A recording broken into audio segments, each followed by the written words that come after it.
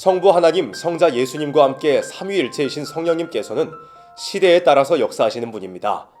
성령의 역사에 관해서 기록한 성경 몇 구절을 살펴보도록 하겠습니다. 먼저 요엘 2장입니다. 요엘 2장 28절에서는 내가 내 신을 만민에게 부어주리니 너희 자녀들이 장래일을 말할 것이며 너희 늙은이는 꿈을 꾸며 너희 젊은이는 이상을 볼 것이며 라고 말씀했습니다. 하나님께서 하나님의 영이신 성령을 만민에게 부어주시고 또 성령을 받은 사람들은 장래일을 말하기도 하고 꿈을 꾸기도 하고 이상을 보기도 할 것이라고 말씀했습니다. 그리고 29절에서는 그때 내가 또 내 신으로 남종과 여종에게 부어줄 것이며 라고 말씀했습니다.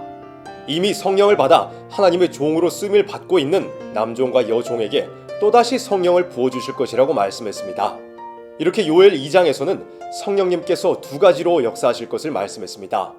사도행전 2장에서는 베드로 사도가 예수님의 제자들과 함께 성령의 충만함을 입어 담대히 설교하는 모습이 등장합니다.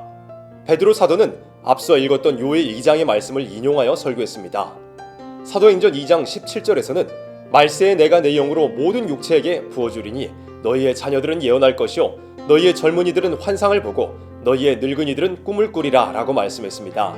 하나님께서 예수님을 믿는 모든 육체에게 성령을 부어주시고 성령을 받은 사람들은 예언을 하며 환상을 보고 꿈을 꾼다고 말씀했습니다.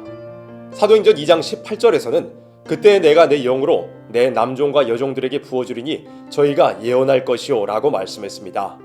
하나님께서 이미 성령을 받은 상태인 남종과 여종들에게 다시 성령을 부어주실 것이고 저희가 예언할 것이라고 말씀한 것입니다. 같은 의미를 가진 요엘과 사도행전의 구절을 종합하자면 성령께서 먼저 대중적으로 임하실 것과 그 이후에는 성령을 받은 상태인 남종과 여종들에게 다시 임하신다라고 정리할 수 있습니다. 성령께서는 약 2000년 전 오순절에 예루살렘 다락방에 모인 여러 제자들에게 임하신 이후 오늘에 이르기까지 예수님을 영접한 모든 이들에게 대중적으로 역사하셨습니다. 그리고 고린도전서 12장 7절 이하에서 기록한 것처럼 성령께서는 예수님을 믿는 모든 사람들에게 각기 분량과 사명과 역할에 따라 은사를 주셨습니다. 어떤 이에게는 지혜의 말씀을, 어떤 이에게는 지식의 말씀을, 믿음을, 병 고치는 은사를, 능력 행함을, 예언함을, 영들 분별함을, 각종 방언 말함을, 방언들 통역함을 주셔서 한 성령 아래 그 뜻대로 각 사람에게 나누어 주셨다라고 말씀했습니다. 고린도전서 13장에서는 이와 같은 성령의 역사를 부분적인 역사와 온전한 역사로 구분하고 있습니다. 고린도전서 13장 8절로 9절에서는 사랑은 언제까지나 떨어지지 아니하나 예언도 패하고 방언도 그치고 지식도 패하리라. 우리가 부분적으로 알고 부분적으로 예언하니 라고 말씀했습니다. 성령의 첫 역사, 예수님을 믿음으로 받게 되는 성령의 은사는 부분적이라고 말씀하신 것입니다. 그리고 이어지는 10절에서는 온전한 것이 올 때는 부분적으로 하던 것이 패하리라 라고 말씀합니다. 성령의 두 번째 역사, 즉 남종과 여종들에게 부어주시는 성령의 온전한 역사가 올 때는 은사적인 성령의 역사가 그친다는 것을 의미합니다. 특별히 8절로 9절에서는 부분적으로 예언하는 일이 온전한 것이 올 때 그친다고 말씀했습니다. 이것은 요한계시록 11장에 등장하는 두 증인의 예언과 연결됩니다. 이 두 증인은 성령의 두 번째 역사, 즉 온전한 역사를 통해서 예언을 하는 사람들입니다. 이 두 증인이 예언을 하는 날 동안 하늘을 닫아 비 오지 못하게 한다고 말씀했습니다.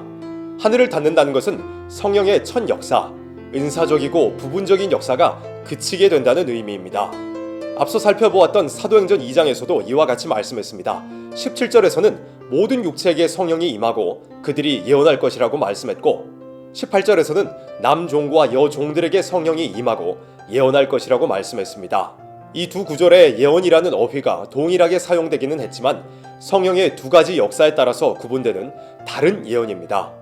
17절의 예언은 은사적이고 부분적인 예언인 반면 18절에서 남종과 여종들이 하게 되는 예언은 요한계시록 11장에서의 두 증인의 예언과 연결되는 것입니다. 즉 성령께서 남종과 여종들에게 온전한 것으로 역사하심으로 그 종들이 선지자들에게 전하신 복음대로 전 세계에 예언한다는 뜻입니다. 이사야 11장에서는 성령의 두 번째 역사, 온전한 역사가 무엇인지 말씀하고 있습니다. 먼저 1절에서 이새의 줄기에서 난 한 싹은 예수님의 인성을 뜻합니다. 그리고 그 뿌리, 이새의 뿌리라는 것은 예수님의 신성을 뜻합니다. 그렇다면 그 뿌리에서 한 가지가 난다는 것은 요한복음 15장과 연결하여 보면 하나님의 종들이라고 볼 수 있습니다.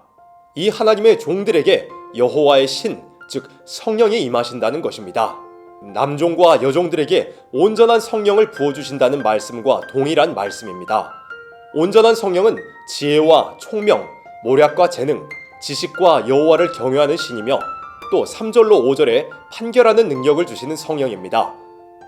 4절에서 입술의 기운으로 악인을 죽인다는 것은 요한계시록 11장에서 두 증인이 입에서 불을 대어 악인을 소멸한다는 말씀과 연결됩니다. 이렇게 성령의 온전한 역사가 남종과 여종들에게 임하고 이 종들이 온 세계에 예언을 하고 난 뒤에는 이사야 11장 6절과 같은 아름다운 새 시대가 이루어지게 됩니다. 정리하겠습니다. 성령께서 두 가지로 역사하신다는 말씀을 살펴보았습니다. 지금 예수님을 믿는 우리들에게는 성령께서 부분적으로 또 은사적으로 역사하고 계십니다. 성령께서는 이와 같이 지난 2000여 년 은혜 시대라는 기간 동안 동일하게 역사하셨습니다. 이제는 예수님의 재림을 앞두고 있는 시대입니다. 남종과 여종들에게 새로이 부어주시겠다고 약속하신 성령의 완전한 역사를 바라고 기다려야 합니다. 하나님께 인정받은 종들은 이 완전한 성령의 역사를 통해서 옛 시대의 선지자들이 예언했던 하나님의 말씀을 전 세계에 다시 예언할 것이며 많은 사람들을 환난에서 구하여 내고 새로운 시대 그리스도의 나라 천년왕국을 맞이하게 될 것입니다.